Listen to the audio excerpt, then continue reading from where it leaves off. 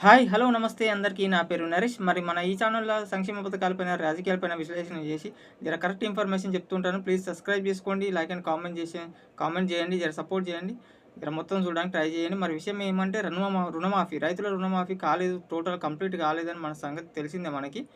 రైతుల రుణమాఫీ గ్రామాల్లో అయింది 80%, 70% వరకే అయింది. 80% కంప్లీట్ అయితే కాలేదు. 2 లక్షల లోపల 1,50,000 ఇట్లాంటి కొంతమందికి అయింది. కొన్ని టెక్నికల్ వల్ల కొంతమందికి కాలేదు. 2 లక్షల పైన ఉన్న వాళ్ళకు కూడా రుణమాఫీ చేస్తామన్నారు సీఎం రేవంత్ రెడ్డి. మనకు తెలిసిందే చెప్పింది.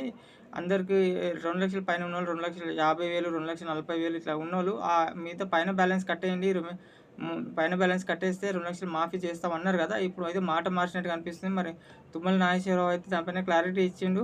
మరి 2 లక్షల లోపల ఉన్న వాళ్ళకి రుణమాఫీ, పైన ఉన్న వాళ్ళకి లేదని చెప్పిండు. మరి ఈ వీడియోలో చూద్దాం. వీడియో చూడండి, కంపల్సరీ అర్థమవుతుంది క్లారిటీ.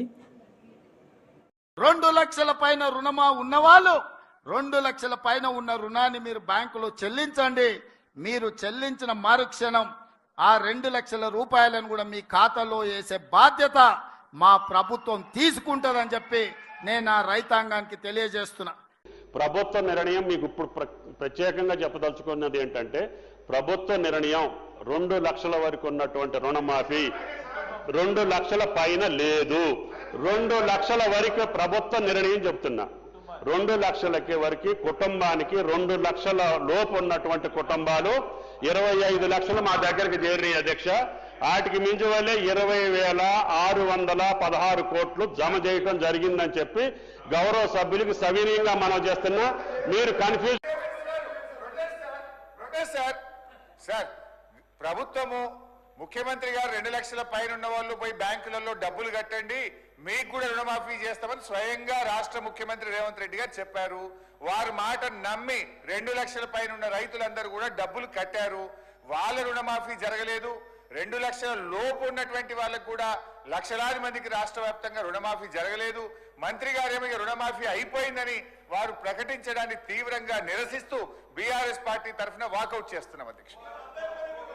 అది చూశారు కదా వీడియో, అది సంగతి. మరి రుణమాఫీ 2 లక్షల పైన వాళ్ళు అప్పులు తెచ్చి మరి పైన వాళ్ళు కట్టిరు, పైన ఎంత కట్టమంటే అంత కట్టిరు. ఇప్పుడేమో ఇట్లా మాట మరుస్తుంది. మరి అవుతుందో కాదో ఇక తెలియదు. ప్రతిపక్షాలు ఇక గట్టి ఫైట్ చేస్తే ఏమన్నా మారచ్చు. కానీ కాంగ్రెస్ గవర్నమెంట్ అయితే ఇన్ని రోజులు సతాయిస్తుంది రైతుల పట్ల. రైతు బంధు విషయంలో అయితే చాలా వరకు సతాయిస్తుంది. మరి కేసీఆర్ రావాలి, బయట మాట్లాడాలి, ఫైట్ చేయాలి. బీఆర్ఎస్ గవర్నమెంట్, బీజేపీ కూడా రైతులను అయితే చాలా సపోర్ట్ చేయాలి వీళ్ళు. మరి కాంగ్రెస్ గవర్నమెంట్ చేతులు ఎత్తేసినట్టే అనిపిస్తుంది రుణమాఫీ గురించి. ఇంకా ఇప్పటివరకు అయినాయే, మిగతా బడ్జెట్లో అయితే పెట్టలే, ఈసారి బడ్జెట్లో కూడా పెట్టలే. మరి రైతు బంధు అయితే ఈ 5 ఎకరాల వరకు 3 ఎకరాల వరకే పడ్డది తెలిసిందే. అది కూడా అందరికి పడలేదు. 3, 4 వరకు కొంతమందికి పడుతున్నాయి అంటే ఎప్పుడు మరి మార్చి 31 వరకు చూద్దాం కూడా. రైతు భరోసా పైన 31 వరకు 5 ఎకరాల వరకే, అది కూడా 4, 5 ఎకరాల వరకే కంప్లీట్ చేసే అవకాశం ఉంది.